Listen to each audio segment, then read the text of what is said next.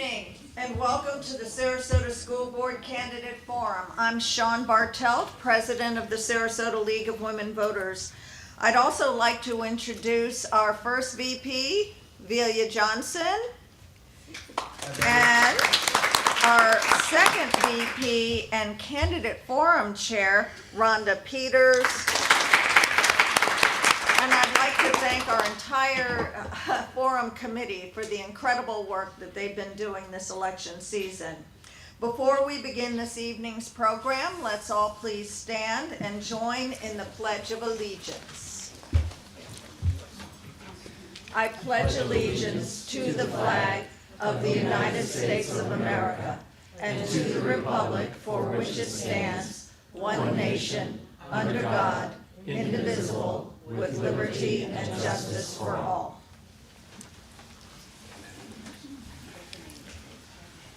The League of Women Voters is a nonpartisan organization that encourages informed and active participation in government. The views expressed are those of the candidates, not the League, and this forum is not an endorsement of any candidate. The League does not support or oppose political candidates or parties. Invited to tonight's candidate forum are the 5 candidates whose name will appear on the August ballot for districts 2 and 3. The school board election is the final election, and because the school board is nonpartisan, this means that all voters registered in Sarasota County can vote for all school board seats, regardless of party affiliation. Voters must be registered by July 22nd, which is Monday, to participate in this critical election. School board candidates must receive more than 50% of the vote to be elected. The top 2 school board candidates for a seat will participate in a runoff election in November if neither receives more than 50% of the vote in August. Should there be a runoff election, the Sarasota League intends to hold a candidate forum prior to the November election. Let's get started by introducing this evening's moderator, Carol Hartz, PhD, past president of the Sarasota League, and who served as a moderator for multiple league forums. Thank you for being here. Thank you. Hello, and welcome to the Sarasota School Board Candidate Forum. I'm Carol Hartz, tonight's moderator. The format for this evening's forum will be, and I need my glasses for this, candidates have 1.5 minutes to reply to questions and to make concluding remarks. All questions will be asked of all candidates. The order in which candidates answer questions will be rotated with each question. Candidates are requested to answer the question that was asked. No time will be given for rebuttal. Candidates may discuss their opponent's policy positions, but may not make personal remarks regarding other candidates. Our timer will hold up a yellow block when 10 seconds remain, and a red block when no time remains. Candidates must stop talking when the red block is held up. Timers, please hold up the yellow block indicating 10 seconds remain, and now the red block to signal that time is up. I also have a bell to signal that speaking time has ended, and I'm sounding that for you. Okay, and timers, I would ask that when the time is up, make sure that you very clearly raise your hands above your head. Sometimes if you move, I'm not sure if time has ended, so be real clear with me. We ask the audience not to applaud and to be silent until after closing remarks. We ask that no literature be circulated during the forum. League guidelines prohibit any recording of this forum. The League will record this event, which can be streamed from our website and from YouTube. Our guidelines prohibit anyone from using any portion of this recording for any purpose. The League would appreciate your turning cell phones and any recording devices off now. Thank you. I'd like to introduce school board candidates by district now. School Board District 2, Liz Barker. Ms. Barker's opponent, Karen Rose, declined our invitation. School Board District 3, Thomas Babich. Nice to meet you. Tom Edwards. Their opponent, Greg Wood, declined our invitation. Candidates, thank you for participating in our forum. Let's give all the candidates a round of applause now. Thank you. Okay. Our first question allows the candidates to introduce themselves to you, the voters. We'll have other questions that deal with policy, but the purpose of this first question is to get to know you and your background. Our first question is, please introduce yourself, describe your education and experience related to this position, and explain why you are the best candidate for this position. And we'll begin with Ms. Barker. Hi, thank you all so much for being here tonight. I really appreciate seeing all of you engaged and interested. My name is Liz Barker. I'm a mom of 4 kids in 3 different public schools in Sarasota County. I'm also a former school psychologist. I'm the president of the PTO at Lakeview Elementary School. I've served on a number of committees, both at the school level and the district level. And I'm here because I care. I care deeply. I rely on public schools to educate my children. And when I see a system that is not functioning effectively and efficiently because we're so focused on politics, I thought, I think it makes sense to have a parent who has children in the schools on the board to be able to give that perspective. So I'm here and I'm very happy to see you all. Thank you for coming. Thank you. Mr. Babich. Hi, my name is Thomas Babich. I escaped from communism. You will hear my sexy accent because the English is my 4th language. I'm a retired IT manager, and the trigger to be on to run for the school board, it was maybe 15 years ago. My son was trying to be a teacher, and he said, unfortunately, I have to quit. And I said, why? And he told me that 40% of senior students from senior class from high school cannot read. So it was my trigger, but running to run one computer data center is really hard. I was running 4 at the same time. I came to America with no English, so I had to clean toilets in Bank of America. And I retired in 2019 from International Corporation. And I could see that a lot of is going wrong in our school system. So in this February, I apply and I'm running, and I'm extremely serious about it. Thank you. Thank you. Mr. Edwards. Hi everyone, I'm Tom Edwards. I'm an entrepreneur and I built and sold 2 businesses that are both still alive and well and running. I retired to Sarasota, where my grandparents had brought me as a child, and when I did retire, it was like coming home. So when I got here as a retired individual, I'm here to tell you I flunked retirement, and everyone pretty much said, with your business background and your flair and your love of the community, why not think about school board? I assessed the situation and determined I was better than the other guy and threw my hat in the ring. And here I am. I've been doing the job for 4 years, and I have a whole list of accomplishments that I'd love to share with you. Thank you. Question 2. What overall educational or administrative philosophy would you bring to the school board if elected? And we'll begin with Mr. Babich. I'm a conservative and I am for classical academy. So our schools not only educate but they indoctrinate. This is what I am about. I will try to eliminate indoctrination. Schools supposed to be free of politics, and the best gift we can give to our students when they graduate is good education. I could succeed, and I'm still living my American dream because of very good education from Poland. Even when I was cleaning toilets, I knew this is only temporary. When I was unloading trucks with carrying cows, I knew that this is temporary, and I was still happy because I was living in free country. And 3 years after I landed at JFK in New York City, I was already a computer programmer, and then of course I was promoted very quickly because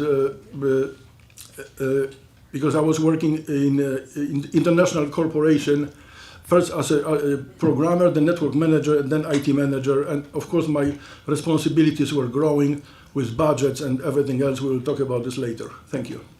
Thank you. Mr. Edwards. So as a sitting school board member, I would start by saying to you that a minute and a half to try and answer that question is criminal. So let me say that the overall piece that, and I rarely agree with my board members, but we're well on our way to become the #1 school district here in the state of Florida. We're going to do that by focusing in on academic achievement and educational outcomes. But beyond that, I have a philosophy, which I think many of you have heard me say, that I believe that every student should graduate with a plan. They should be either enrolled, enlisted, or employed. And if we're really working with our students from middle school through high school and getting them to start thinking about what that plan looks like, and I'm going to inject critically think about their plan. Critical thinking is part of what we do so that we can deliver citizens, well-rounded citizens who can in fact figure out how to vote in a controversial election that we're all facing at this moment in time. Thank you. Ms. Barker? When I was a practicing school psychologist, I had my own personal motto, and the way that I made decisions was, is this in the best interest of this student and their family? And if the answer was yes, that was the decision I made. If the answer was no, then I did not make that decision. And I think that when you are tasked with making decisions for an entire county, that litmus test remains. Is this decision, is this policy, is what I'm about to say going to benefit students and families and educators? So I have a very student-centered way of deciding, and I also use data when I make decisions. Again, that's another thing that I learned as a school psychologist is what is the data that supports or does not support a decision? And if we have good data and we believe it's in the best interest of a student, then it's very likely the best decision. Thank you. Question 3 is, what is the most important issue facing the Sarasota School District? If elected, how do you propose to improve or resolve the issue? And for question 3, we'll begin with Mr. Edwards. Thank you.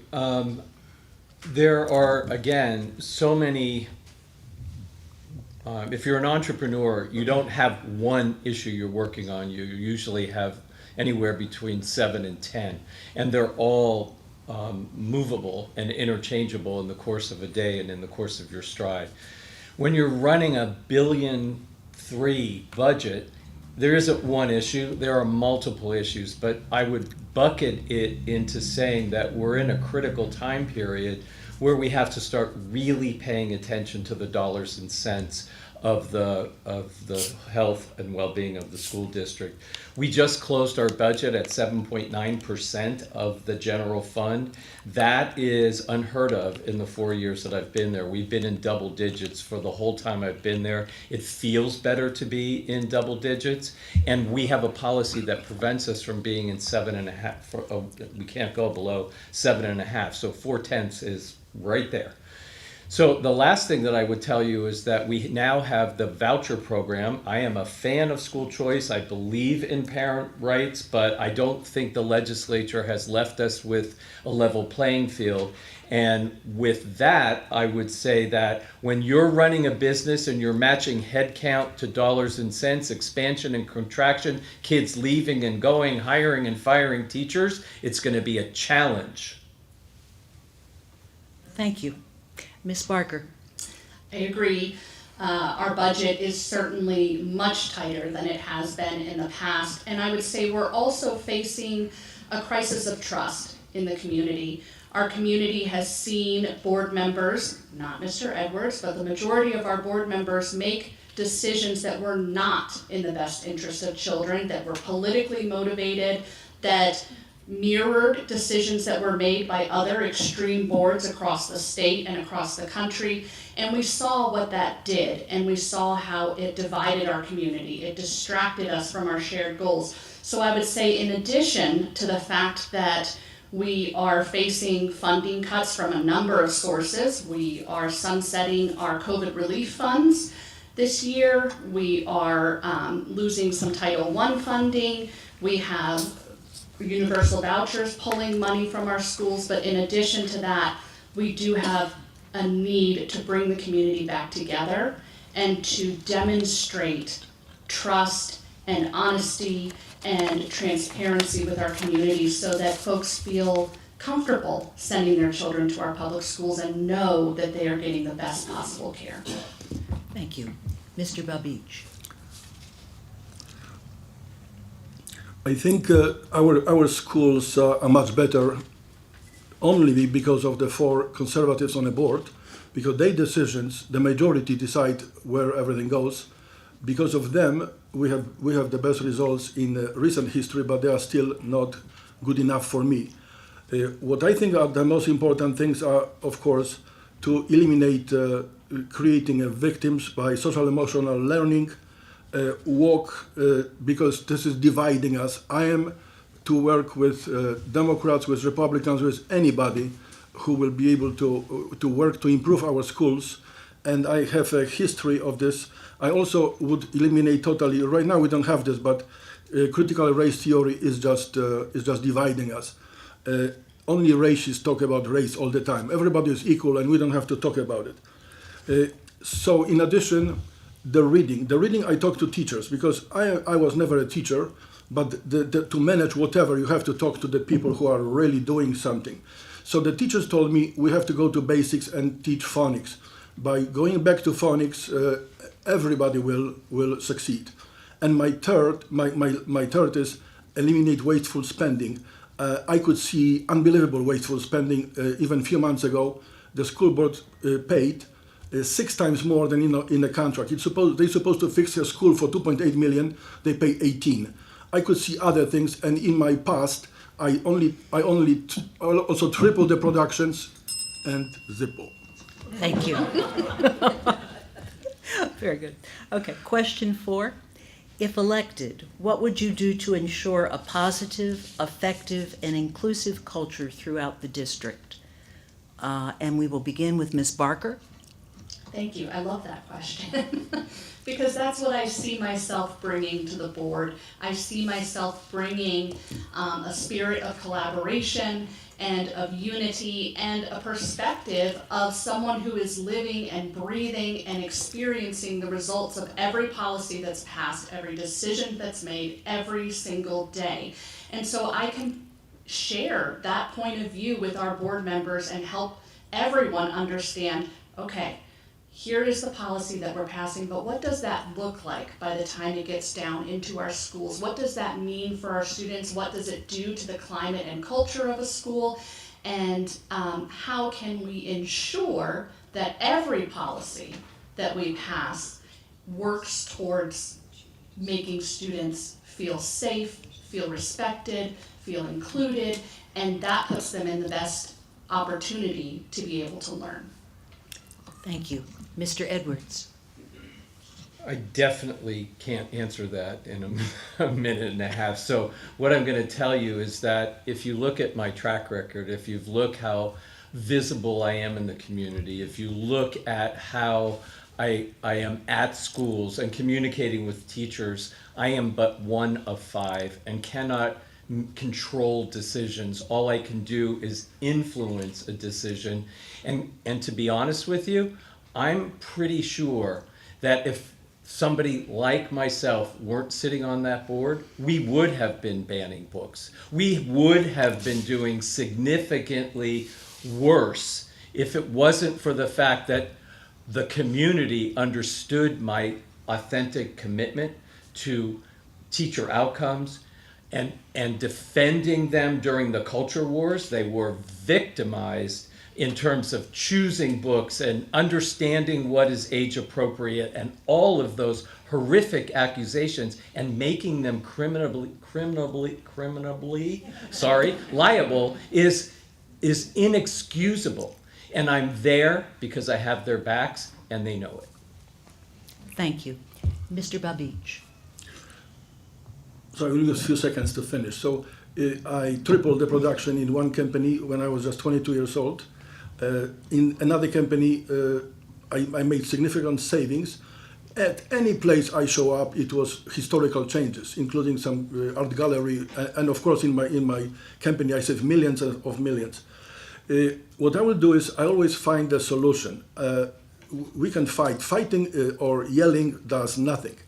If we will not find what everybody wants, there will be a fight and there will be a circus on school board meeting all the time. We have to have solution. There's a fight. Of course, I'm against transgenders in a ladies in girls locker room because they are not safe with biological male.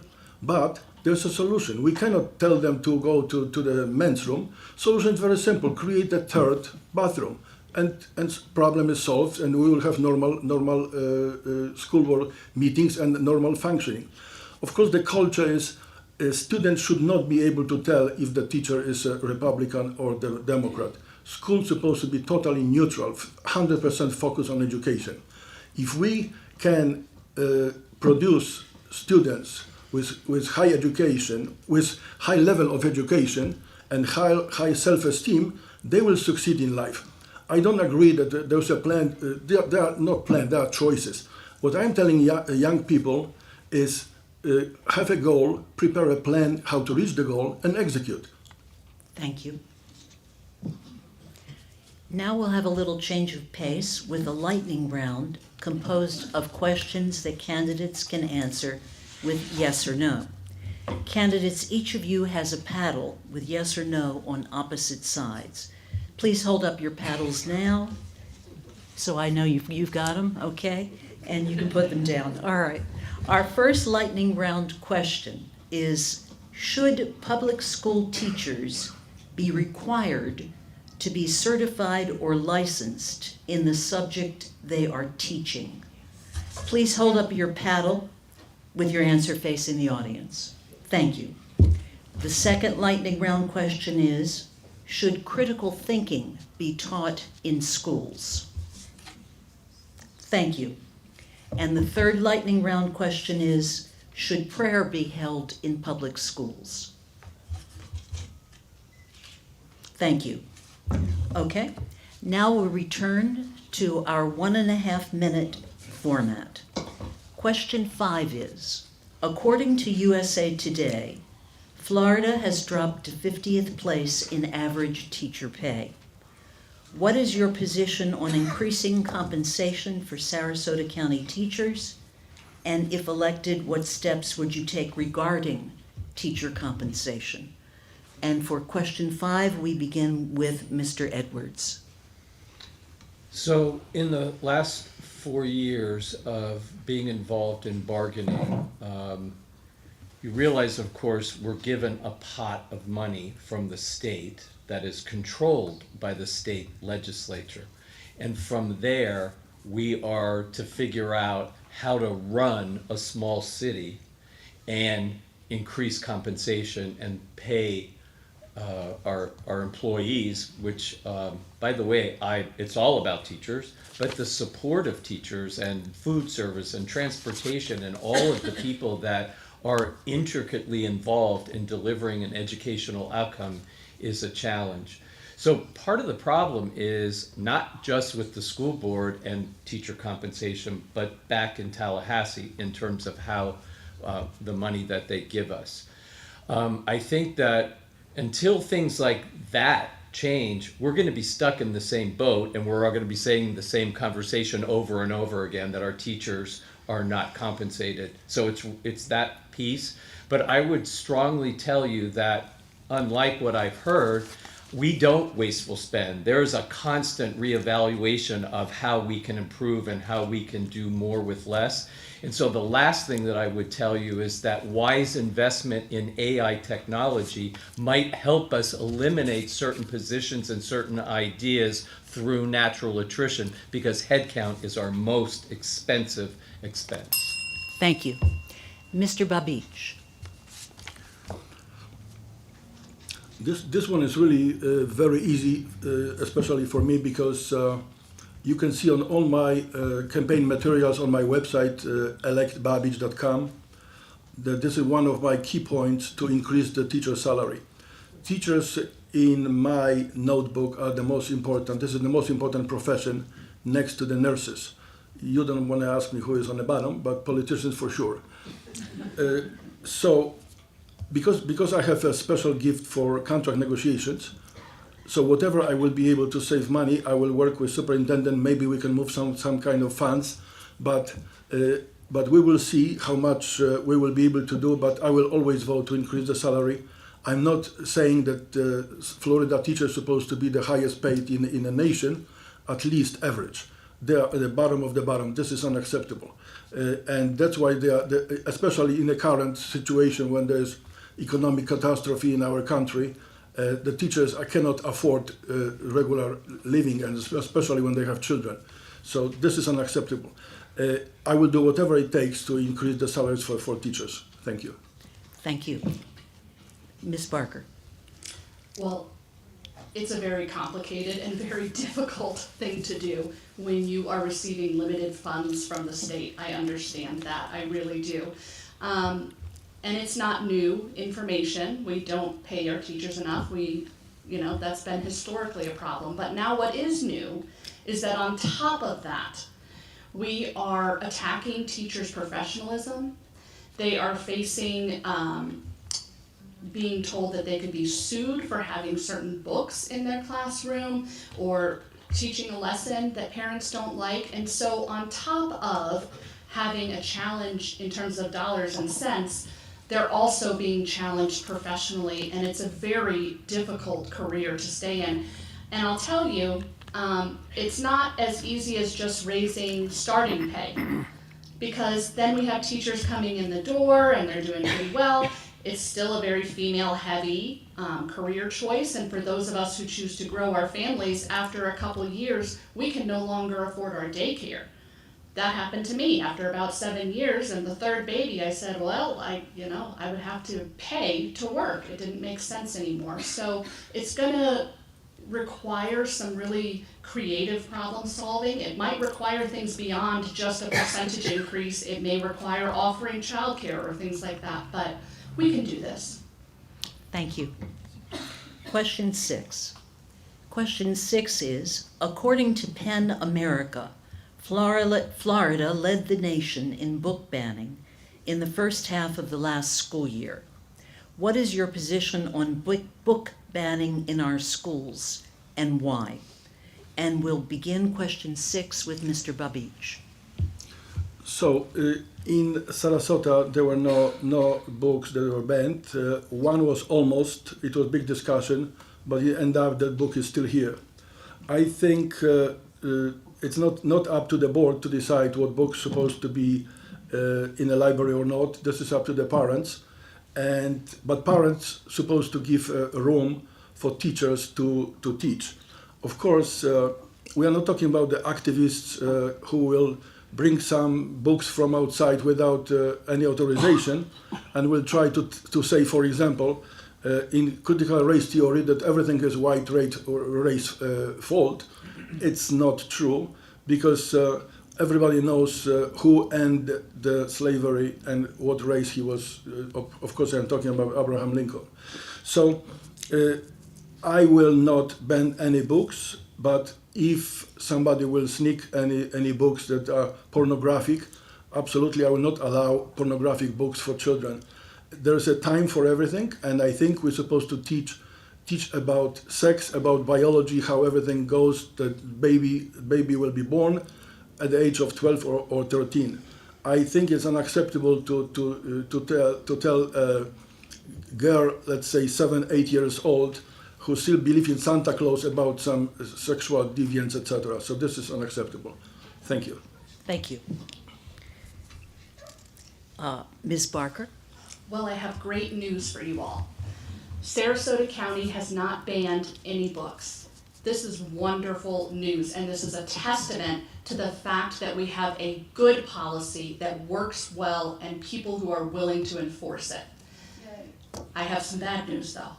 That doesn't mean that every book that was available to my children or every resource that was available to them 2 years ago is still available, because it's not. In my daughter's 7th grade classroom, she was supposed to have access to the New York Times children's version of the magazine this past year, and I signed a permission slip. I was that parent that said I want her to have that resource, but I got an email the next day from the principal who said, I'm so sorry, it is just too risky. We can't afford to risk getting sued. Our teachers can't afford that. We are not going to have that resource. There have been numerous times throughout these past 2 years where my children either did not have access to books or a group of books because of fear and self-censorship. Not because those books were inappropriate, but because we were afraid to put them out on the shelves. And that is unacceptable. That does not lead to good learning, and that doesn't belong here in Sarasota County. Thank you. Mr. Edwards? So I will tell you that I'll start with the policy that we already had well before this book banning conversation. It's several years old. And if a parent objected to a lesson plan or a book in the media center, all they merely had to do was let the teacher or the principal know that, and it would be replaced, that lesson plan would be replaced for that student, or for, and that student would not be permitted to check out that book. So the parents always had that power, they always could do it. And so the real reason, in my opinion, why we haven't banned any books in Sarasota County is because the one book challenge that happened, I got to ask that parent, why do you think you have the right to ban a book for everyone else's children? What gives you that power? And as soon as that question could not be answered, we never had another book challenge. Thank you. Question 7. Question 7 is, in your view, what is the impact of Florida's universal school choice and voucher program on Sarasota County schools? And we'll begin with Ms. Barker. Well, I'm a parent, so school choice sounds great for me, right? And I feel very blessed to live in Sarasota County, where we have wonderful private schools, we have wonderful charter schools, and we have wonderful public schools. Vouchers can be helpful for some students who need it. That said, universal vouchers, where regardless of income, any person can use public tax dollars to pay for a private education or to homeschool our children, is problematic for 2 reasons. The first reason is that there aren't the same levels of accountability for our private schools and our homeschool families, so we don't know how those students are performing. We don't have the same metrics, and for me as a parent to try to decide what's the best environment for my children, it's hard to decipher that when you don't have an apples to apples comparison. Problem number 2, I have 2 students in my family who have disabilities and exceptionalities. Private schools are not required to accept every student. They are not required to accept or service students with disabilities.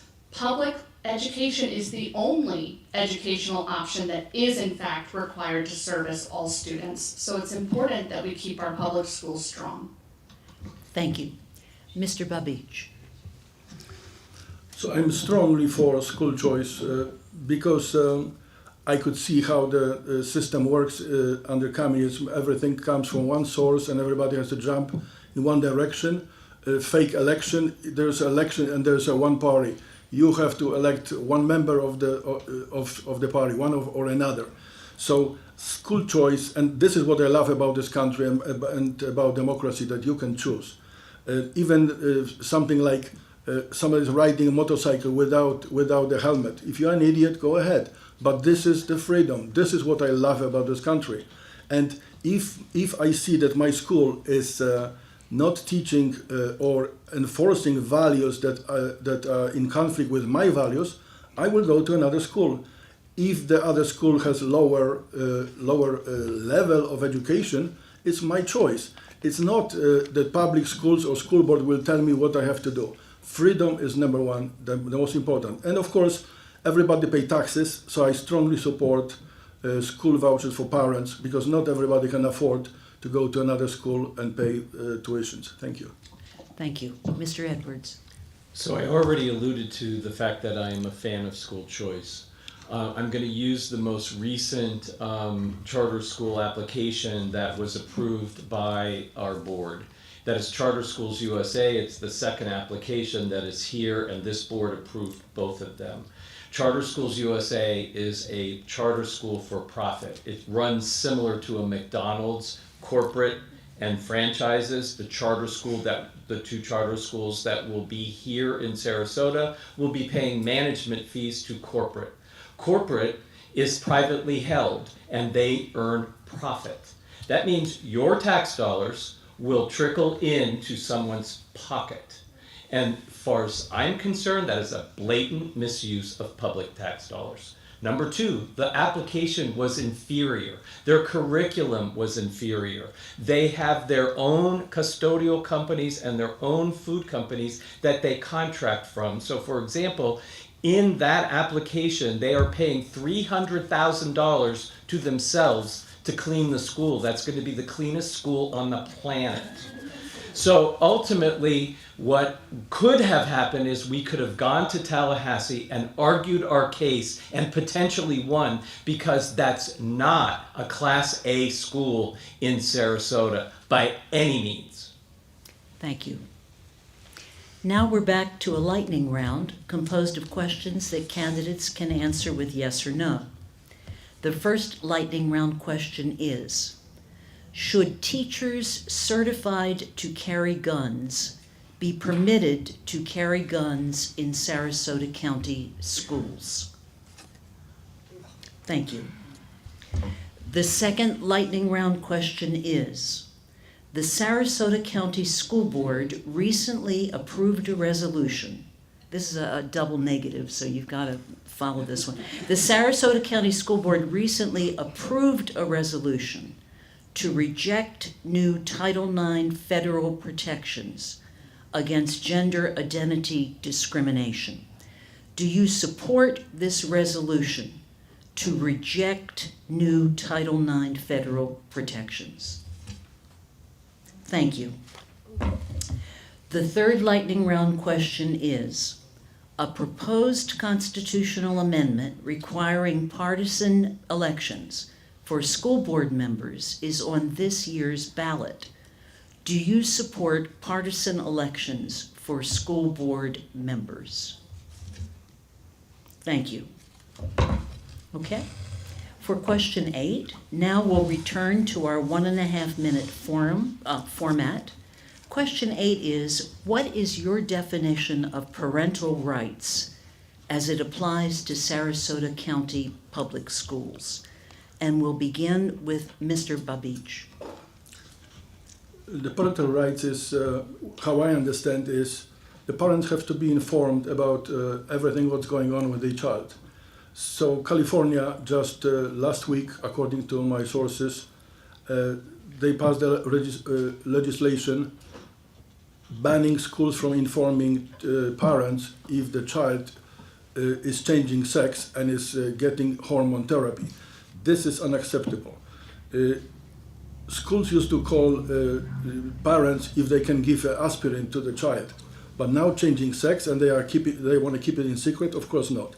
Parents' rights is Parents have to be informed very well, and everything's supposed to be in open, full transparency. What is the program? What we are teaching? And if anything happened to the child, if he's confused about sex or gender, parents supposed to be informed, and parents supposed to work with the psychologist, but school should not be involved in these activities. But this is very simple. Thank you. Mr. Edwards, Can you repeat the question? Sure. I was.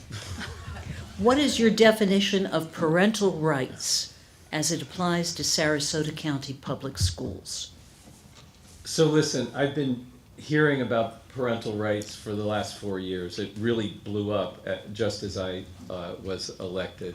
And what's baffling to me is that at the beginning of my tenure, I would always ask the staff that was available during a school board workshop, or don't we already do that? Don't we already include the parent? Don't we always want the parent?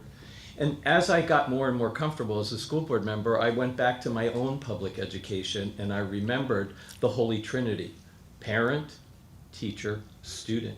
That has never changed. Even when I was in public schools and dinosaurs were roaming the earth, I used to quake in my shoes when it was parent-teacher conference. Or the phone would ring and I'd hear my mother say, "Yes, Mrs. So-and-so," and I'm thinking, oh, what did I do now? So it's this whole thing about parental rights and not being involved is a boogeyman that was politically motivated, and it was to create chaos at public education, so that when mom and dad are thinking about what they're going to do with their voucher, they're going to say, "Well, I'm not sending it to those public schools because they're trying to change everyone's gender and they're teaching them how to be gay. So I want to send them to a little charter school." And that's the plan. They wanted to create chaos. It's never been anything but the Holy Trinity: parent, teacher, student. Thank you. Ms. Barker. Well, I have more good news for you. We have always had robust parental rights in Sarasota County Public Schools. Now I have a little bad news too.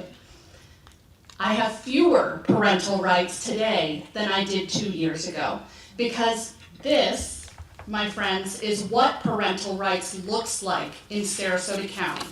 This is a stack of the permission slips that I signed this year for my children to be able to access their education. I have permission slips for my daughter Emmeline to be called Emmy. I have permission slips for every classroom library, every novel that my 7th grader read. I have permission slips that I had to get notarized to send my 5th grader on the 5th grade field trip that all 5th graders have been going on since, well, longer than I've been here. So, it is more difficult today for me to go into my children's classroom and read a book than it was 2 years ago. We can do so much better than this. Parental rights should mean meaningful parental engagement. It should mean we're part of the process, we're on the same team, we're working together, we're collaborating. This is not parental rights. We can and we will do better. Thank you. Question 9. In recent years, the Florida legislature has passed a number of bills affecting our public schools. Of these bills, which one do you most strongly support or oppose, and why? Mr. Edwards, please. I'll try to answer both. I love when they impose safety and security and force all of us to think harder for what the solutions can be. From my perspective, I will accept, including the Title IX revisions, any legislative measure that makes our students safer and free from bullying and weapons, quite frankly. The one that I dislike is HB 1, because it offered tax breaks to the wealthy that were completely unnecessary. And as I said, even though I'm a fan of school choice, It's speaking truth to power. I wish the legislature would invite school boards in to give feedback on what is the way the legislature gives it to us is one size fits all. And it doesn't all work for Sarasota, even though we're fans of school choice. And we should be, as the local school board, offered up the opportunity to say, hey, this needs a little tweaking, or this doesn't work for us, or we love school choice, but we are not a fan of this. And that's what good governance is. That's what my fellow school board members should be able to do, is speak truth to power. Instead, they quake and just capitulate. Thank you. Ms. Barker. I agree with Mr. Edwards. Any legislation that makes it more likely that every single one of my 4 children that I put on a bus in the morning come home to me in the afternoon, I am all for. That said, I have my own specific pet peeve of a bill that passed recently that would allow chaplains into our schools. And the reason that I find that to be particularly troubling is because when the legislator who proposed and sponsored that bill was asked, why do we need school chaplains in our public schools? He said, well, we don't have enough school psychologists or school social workers or school counselors. And I said, oh, excuse me. So we're going to allow an unqualified person to provide the mental health services that are so critical to our students and critical to their success? No, our children deserve better than that, and we can provide better than that if we make that our priority and we demand it. Mr. Babich. So this is question 9 already, so before I'm running out of time and questions, I have to just say what is the difference between myself and Mr. Tom Edwards. If I don't know his real agenda, I will probably vote for him by listening. But the truth is, he's for transgenders in the girls' room.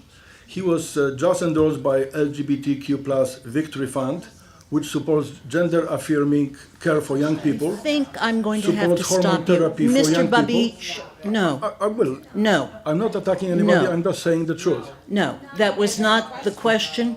And Mr. Babich? my favorite bill, no, my favorite bill, my favorite bill That was the is question. the school choice.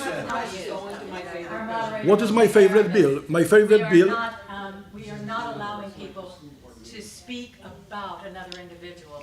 That No, is I'm the saying rules about- under which you accepted to come Rhonda, today. thank Sure, you, sure. I got it. Mr. Babich was talking about his favorite or least favorite bill. Please continue.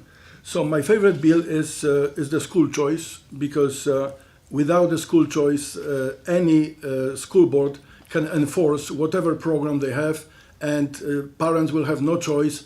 They will have to take the child and teach them at home if this is against the, let's say, for example, Christian values or something. So this is the most important for me, was there is a school choice. Thank you. Thank you. And finally, the last question before our summary, and Ms. Barker, you will go first. You already answered this question in the previous question, so if the other candidates are okay with it, you might go on and talk about a second bill that you oppose or like. This year, a public school chaplain bill passed the Florida legislature. If the candidates are okay, since Ms. Barker already answered that, she can talk about another bill that she likes or dislikes. What is your view of volunteer chaplains in Sarasota County Public Schools? Ms. Barker? Well, I guess I was ahead of the curve this time. Well, one of the other things that I was pleased to see happen was the walk back of the, some people call it Don't Say Gay, some people call it parental rights in education, but I was very pleased to see that there are now more guardrails in terms of when books can be challenged and how many per month, and that we can, in fact, respect all of our students. We can treat them with dignity. We can allow them to feel safe in their classroom. So I was very pleased to see that walking back of that legislation. But I can't say strongly enough how bad an idea I think volunteer chaplains providing mental health services to students in schools is. Thank you. Mr. Edwards? First of all, let me tell you that the governor signed it, but it's oddly enough up to each individual school board if they want to adopt it as policy. So right now, the Sarasota School District has not taken it up. I would venture to say that if I'm not reelected, that's one of the things like book banning that you could pretty much bet on. The second part of that is,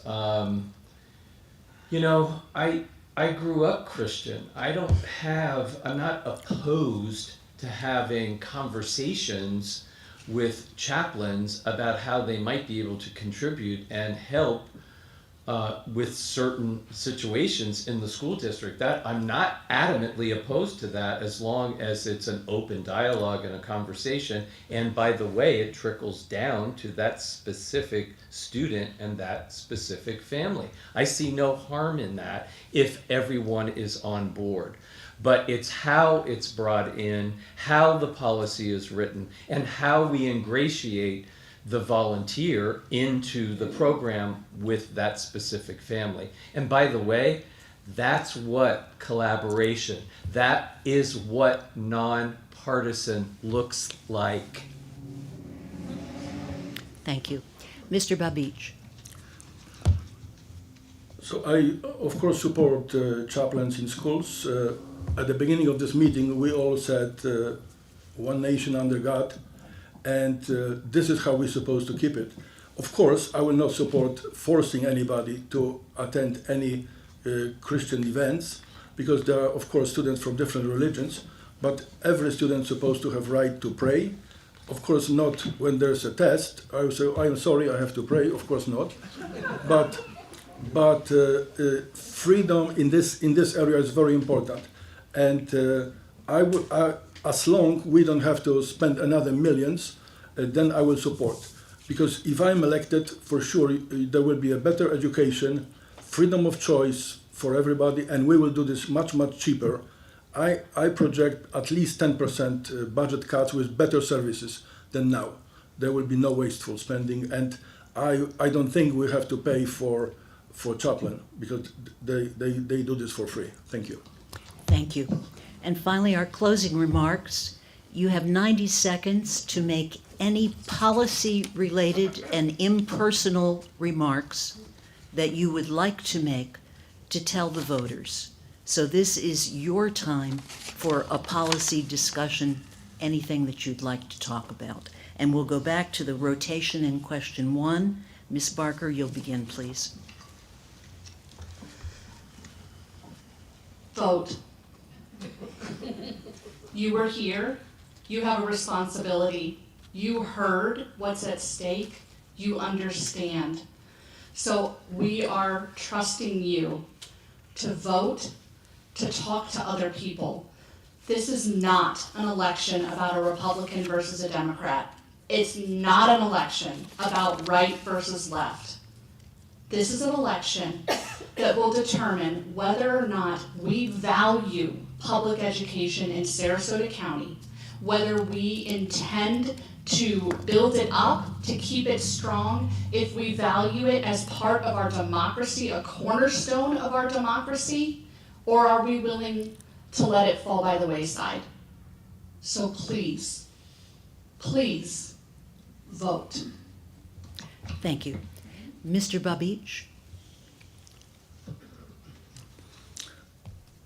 So, like I said, I will improve educational results for sure.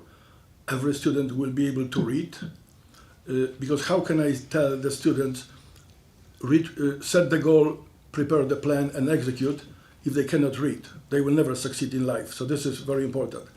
I'm extremely passionate about it, because the fight for future of this country is in schools. On May 14, I was a victim of very serious accident. So I was on a wheelchair, but on the way to the ER, I was telling the crew of the ambulance, please drive me quickly to ER because I need surgery, because I need the campaign. And believe it or not, everybody from this ambulance will vote for me. How many people do you know who can learn programming language, computer programming language in one day? I had to do this 3 times in my life. How many people do you know that from cleaning toilets in Bank of America, they become platinum customer of Bank of America? How many people do you know that from cleaning toilets, they run 4 computer data centers? Everybody can be on a board and go with the flow. Do you know somebody who is able to make improvements? You know him already. His name is Thomas Babish. Thank you. Vote, please. Vote for me. Thank you. And Mr. Edwards? I think this is an election about trust. I think it's pretty clear that the opponent that's here with me today, that we really don't agree on just about anything. But what I do respect is that he's here.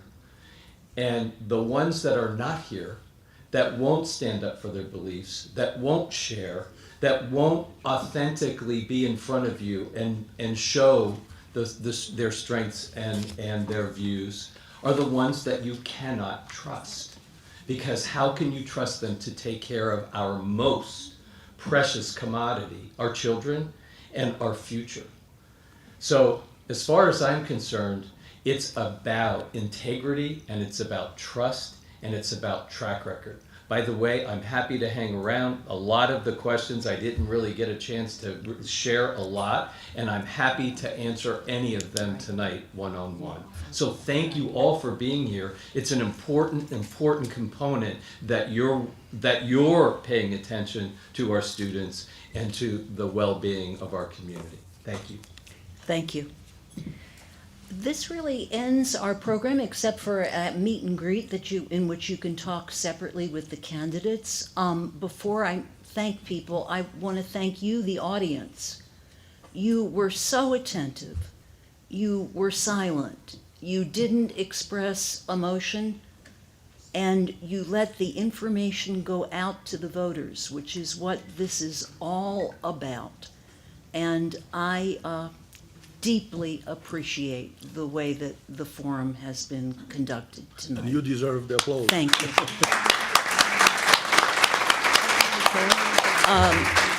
Thanks to our candidates and the Venice Library staff. Voters, please vote by mail, early voting, or on election day at the polls. Your vote is your voice, and it matters. Our president, Sean Bartelt. The one thing I wanted to urge everyone to do, this forum has been recorded. It will be available. Please share it with all your friends, either on Facebook or on YouTube, so that they can be informed and make an informed decision when they vote. And every single day, I make sure I talk to 1 to 3 people and educate them about the August primary, because 2 years ago, the voter turnout was 36%. November, 60. So can we get to the 50 and have more voters participate in this critical election? And that's all I want to urge all of you to do. Vote and get all your neighbors and dog friends to vote. An important question, I think, on the school district level. November, there will be a question on the ballot for the referendum. Can we get the candidates to say yes or no whether they support that the school board referendum? It's so important for our district, the 1 mil referendum in November. No, we had this question. Not all members, if they say yes or no, Yes they or support no? the referendum. Referendum on the tax. Okay. Very good. Thank you again. Good night. Thank you so much. Oh, my leg is still killing me. Thank you. You mean by having her ask that question?